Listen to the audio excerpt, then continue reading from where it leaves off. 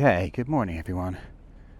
We are in Porthleven with the iconic little church or chapel over there, and we're going to pick up the trail today, which is just north of here.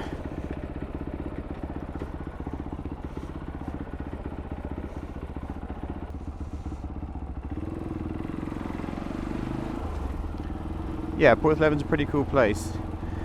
It has an amazing wave when the conditions are right, because you've got a natural rock reef here, and it's a pretty quiet, sleepy little place outside of that. But it's definitely worth a check. Ooh, might have some more TET guys here now.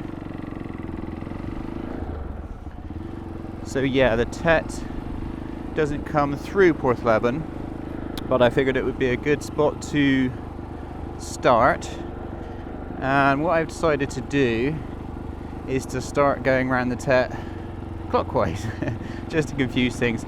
Someone watched the last video, my first video on the TET, and they pointed out that some of the routes are set up that they will be, go down one-way streets, one-way roads. So yeah, you probably should go around the correct way. So what I thought I'd do is I'd basically start over towards sort of directly below where I started on the northerly route going anti-clockwise, but on the southerly route going clockwise. So starting Porthleven and basically going towards Land's End, and then that will complete everything from sort of roughly where I live and west. Looking out for the turning here. So there, that would be nice, one nice complete section. I'm not sure how long this is going to take me. Hopefully I can fit it all in today and I can get to Land's End. I just really don't know how much of it is going to be. Looks like we have to turn here. Yep.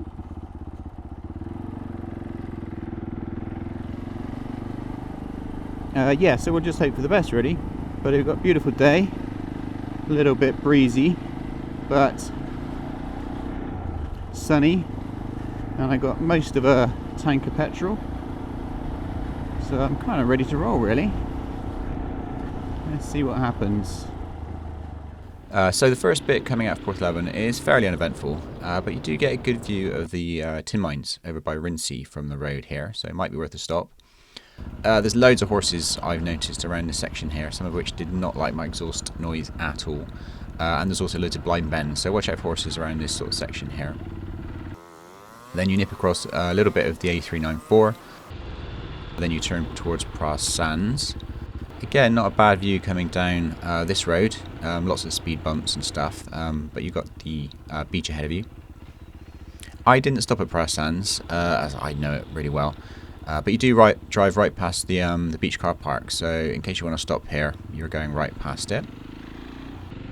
Then you've got some sections of roads going north for a bit, until you find a little trail near a mill pool. Nothing tricky here, but a pleasant little run. I imagine if it's really muddy, like all these trails, it could give you, could get bogged down a little bit, but yeah, nice little run there.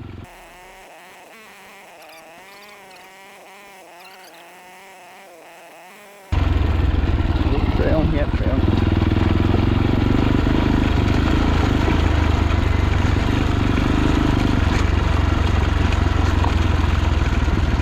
Where you want the shorter levers, so you can get two hands, two fingers I mean, on the bar, two fingers on the...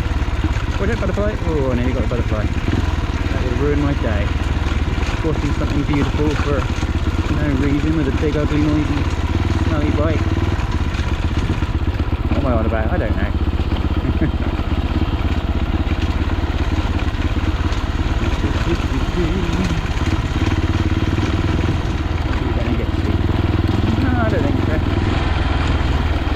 Famous last words, isn't it?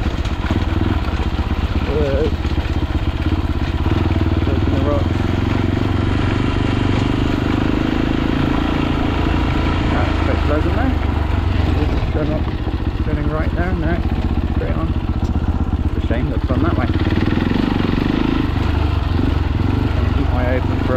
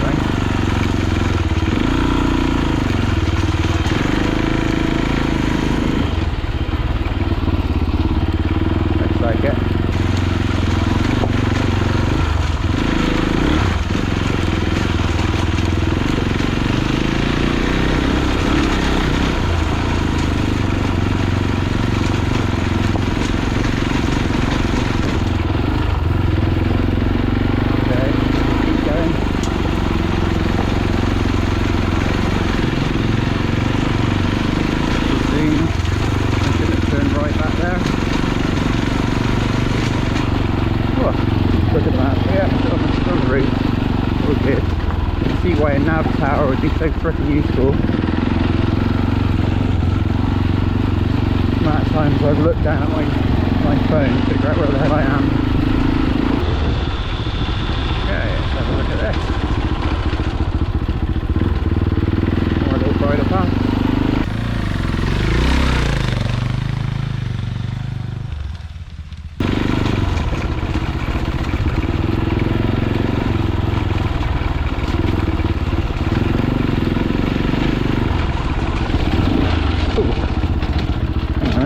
Off the map. I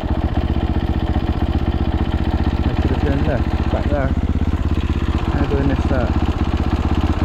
That can't be right, it feels like the GPS out. I think the GPS is out. There you go, we found a GPS weird spot. Thought I was on the road and clearly any kind of road that I've been before.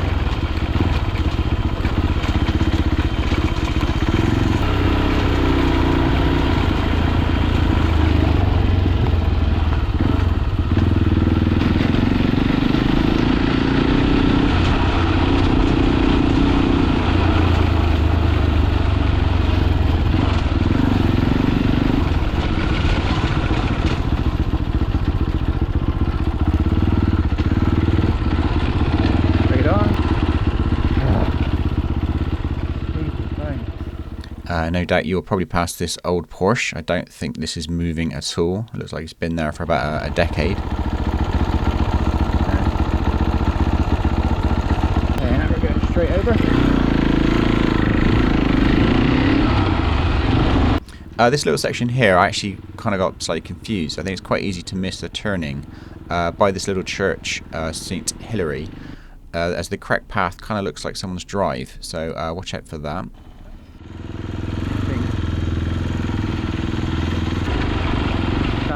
Again, nothing tricky along this section here.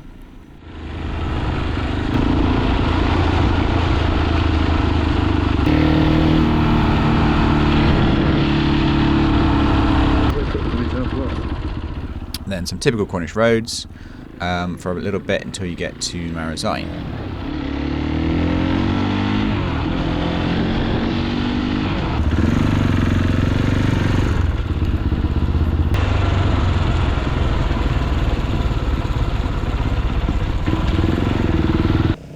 It's worth pointing out that Marazion gets really clogged up with Taurons, I should say tourists, but so be prepared for that, and it gets sort of narrow coming through, so you can get a little bit snarled up coming through Marazion in the summer months. Then you drive past St. Michael's Mount, which I think is worth checking out if you haven't been here before. If you actually want to go onto the mountain and explore, then make sure you time it for low tide, so you can get across the causeway. Can get ferry, but it's kind of expensive and you have to wait around, so I'd recommend timing this for low tide if you can.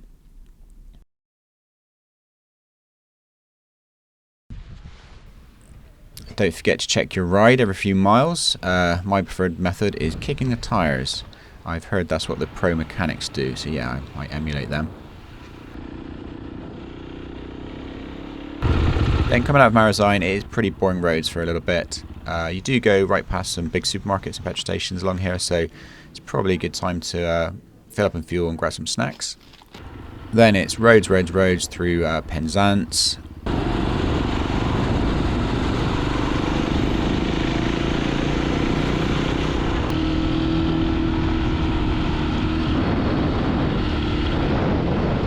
And Newlyn. And then eventually round the corner into Mousehole.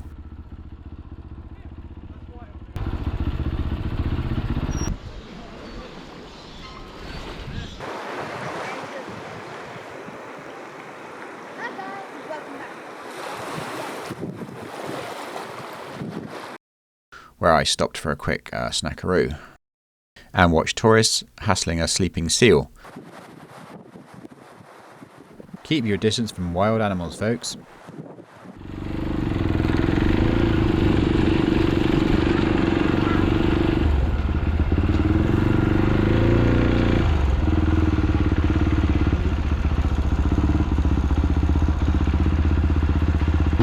then after Mousehole there is a couple of trails with one short section which is probably the only tricky bit along this whole run that's worth pointing out.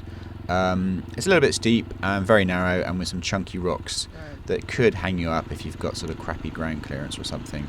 I imagine it would be very slippy in the rain as well, so it was no biggie. I ended up just sort of paddling just for a couple of steps up it, but yeah, this is about the only vaguely tricky bit along this whole section, so nothing too bad.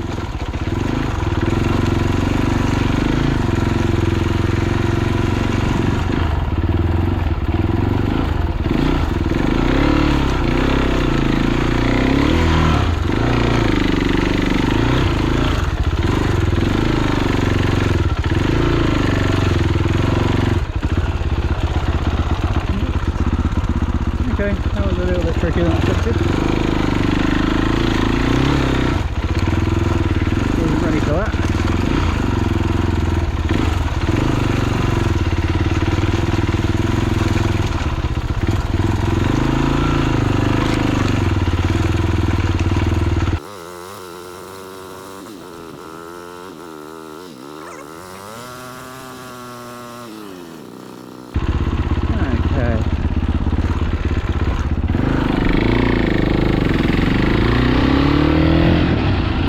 Then after that, it's very typical winding Cornish roads for a fair bit until you get to Land's End.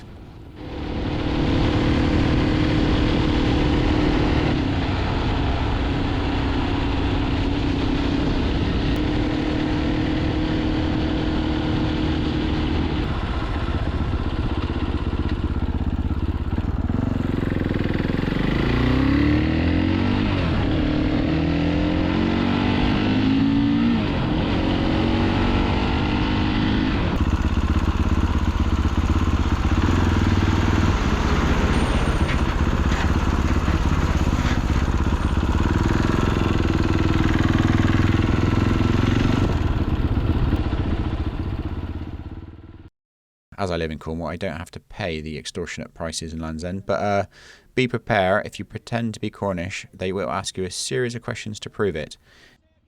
And if you get it wrong, you'll be force-fed pasties until you burst, so watch out for that.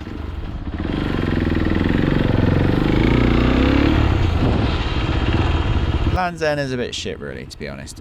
Yeah, it's dramatic landscape and it's good for a couple of pics, but as a tourist destination, it's a bit of a non-event, I reckon, so I wouldn't necessarily advise staying here for a long time.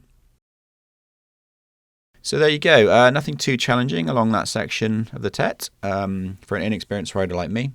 But that one section just here may possibly hang you up if you've got like a big heavy bike or a low slung belly. So just be aware of that one little section there.